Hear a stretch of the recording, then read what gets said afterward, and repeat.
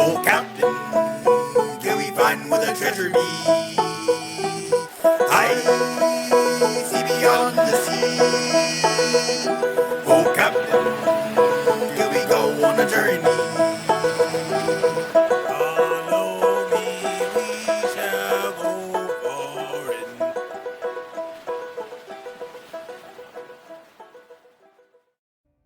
Letting me change that. There we go. That was weird. Okay. So this is video game pricing.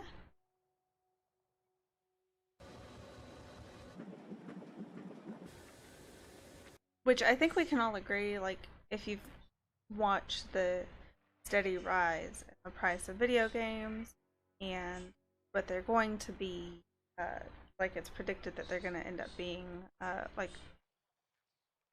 if they aren't already, $70. Like, but it depends on the company as well and how much work goes into the game because they have a lot of people they have to pay too. Video games are an expensive hobby, but at the same time, games are cheaper and more accessible today than ever before.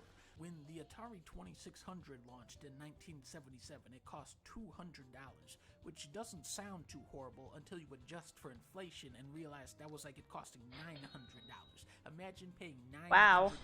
to play this. Oh my gosh. I mean, they're not wrong, but I never thought of it that way. I'm not gonna lie. I never, like, really considered the inflation.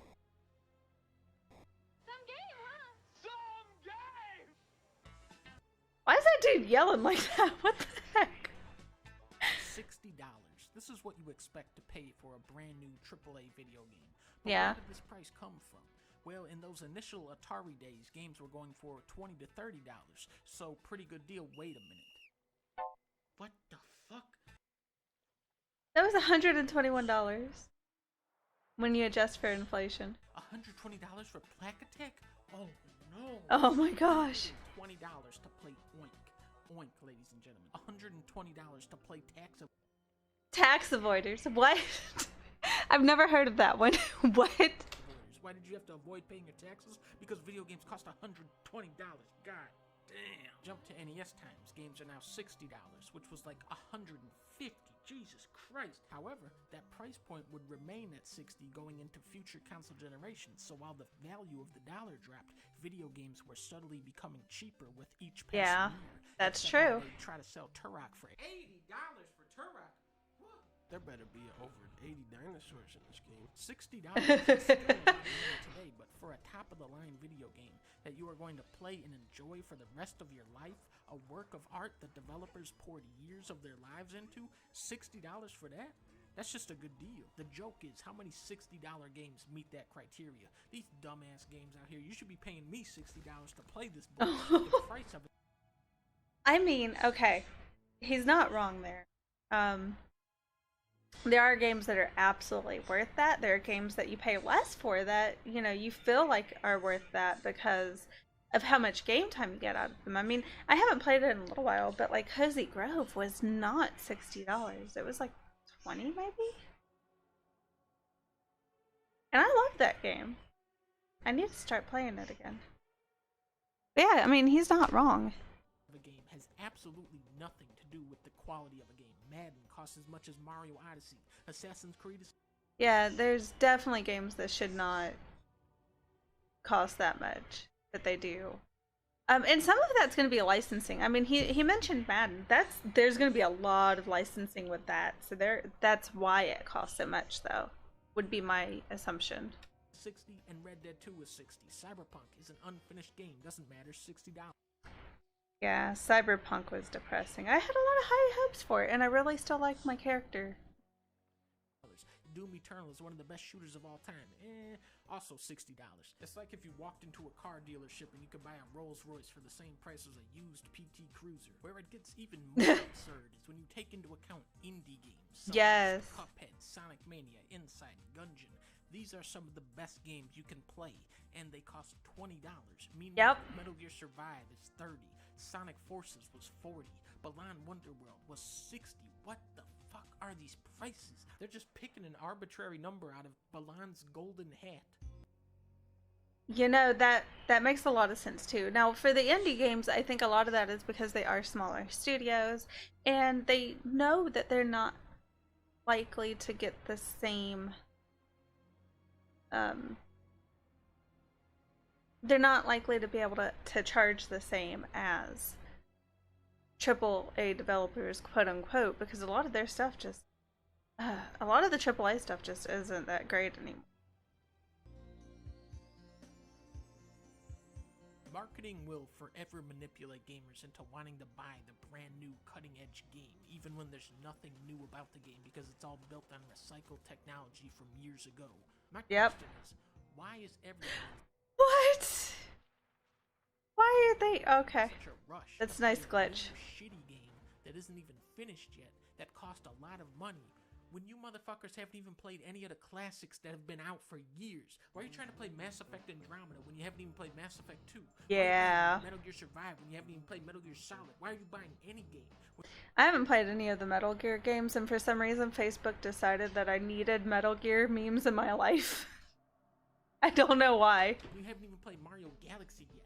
You big bitch. I feel like I just have to start showing up at GameStops at this point. When I see somebody pick up a dumbass game, I just knock it out of their hand like, no, no, go pick a better game. Coffee. God of War is $17, Uncharted is $16, Doom is $25, Phantom Pain is $18, Devil May Cry is $23, so don't let me catch you out here spending $70 on lawn mowing. You gotta be kidding me that there's a lawnmower simulator that's gonna be like that much. That's ridiculous. Simulator like I know you will. I will come down on you for doing some bullshit like this. Even good games drop in value fast. Ubisoft junk even faster. More than ever, video games are fighting over your money, and as the industry grows, so do your options as a consumer. This is true. Now, when I said games drop in value fast 2 seconds ago, I was talking about every game that isn't made by Nintendo. Nintendo games are expensive. Skyward Sword is a 10-year-old Wii game, $60. Mario Kart came out in 2014, doesn't matter, $60. Why are they so expensive? Because it says Nintendo on it. Nintendo is Yeah, the pretty main much. brand in video games. They have 1, 2, 3, 4, 5 games, which could be considered the pinnacle of their genre. Not to mention 3D platformers, which you might as well just call the 3D Mario game genre at this point. Not only is Nintendo the best game developer today, but they have I need to been finish for decades. And Breath of the this is how Wild. they get away with selling Kirby for $60. Nintendo games are not created equally, but they are sold as equals. Mario Odyssey is $38, and Splatoon 2 is $55, and I just gotta sit here and say, okay, while I would gladly pay $100 for a game as good as Pikmin 3, I feel disgusted and insulted when you ask $60 for Pokemon Sword. Get the fuck out of here. I'll give you $1 for this game. At least there's consistency, though, between the pricing for the Nintendo games. It's not like the rest of the market where, like, there's so much weird variation that it doesn't even make any sense. Hold on. I had a good jump, I was AFK. Have you ever heard the expression, the best things in life are free? League of Legends, Valorant, Fortnite, all of the best video games are free. Wait, the $60 annual franchise is now a dinosaur. Call of Duty and Battlefield are higher quality games, but they've monetized in such an exploitive way that people are flocking to free-to-play titles instead. Why pay $60 for a game with a 1-year lifespan when they're still updating Fortnite with free content years later? Then you got Overwatch over here, $40 for a game that is 10 times more polished and replayable than any Call of Duty or Battlefield, and they added how many characters and maps to that game over the years? And now Halo Infinite is going free to play. I don't want to get into the Overwatch thing because whew, there's some weird stuff going on with that, and I should probably talk about it at some point. $60 for this bullshit? This is over. Happy New Year, Xbox. Now, Hold on. Is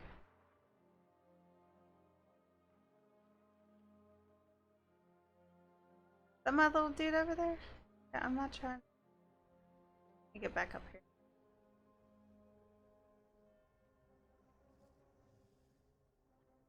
back in my day, this must have been around 1910, there was a rental store called Blockbuster. Oh my gosh. I still have a Blockbuster card.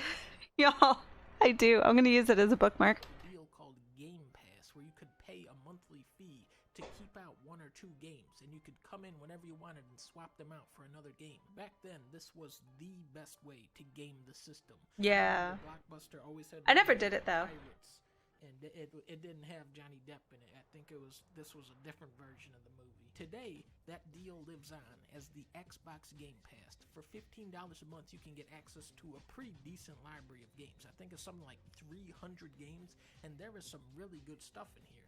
The only thing wrong with the Xbox Game Pass is that the second I recommend this to people, you already know snake-ass Microsoft is going to triple the price on this thing. I mean, sadly, many of the best video he's games not wrong. are not available on any modern devices. Say you want to play a Sega Saturn game. Well, first you're going to need the console. What the fuck? And then the game. Let's look for Panzer Dragoon Saga. $1,700! Oh my gosh, what is that? I said that games drop in value. We are at a point where remastered versions of games are now outdated. Metal Gear Solid 4 is still only playable on the PS3. Ridge Racer? That doesn't exist. What are you talking about? Do you mean Renzo Racer? Good. GoldenEye? What the fuck is Golden? Are you talking about Golden Tee? That's not a real game. I think you're thinking of the Watch Dogs 2 Golden City bundle. Tekken 3? Eh? Are you talking about the Tekken 7 Season Pass 3? Beautiful Joe. What? You mean Joe's Diner? Emulation is pretty much the only practical way to get at classic games. If it's Yeah. like arcade, NES, SNES, Genesis, PS1, Game Boy, DS, PS2, N64, or GameCube, you can probably emulate it. Now this may or may not technically be legal, but this is just a straight up fucking crime. And what's nice about emulating games is that they're all free. Remember, back in the 70s, this was And heck, one of my favorite games are the Rampage games on Nintendo and Nintendo 64, and I don't know how many more other ones, but I know those are what I play them on, where the probably the SNES and the N64. Though it is available on the weird arcade game type machines at my kid's dentist's office. $150.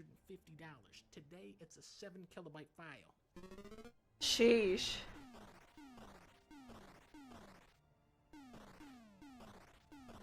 Are cheeseburgers Why is really this- this bad for your teeth?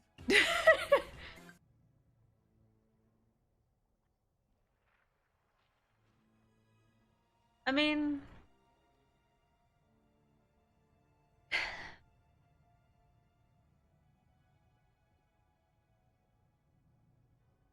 he's not wrong that some of the best games are the classics, but there are also some really, really good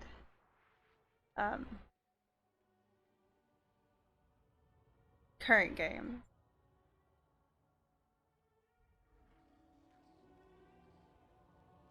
The most of them, I have to admit, are indie developers.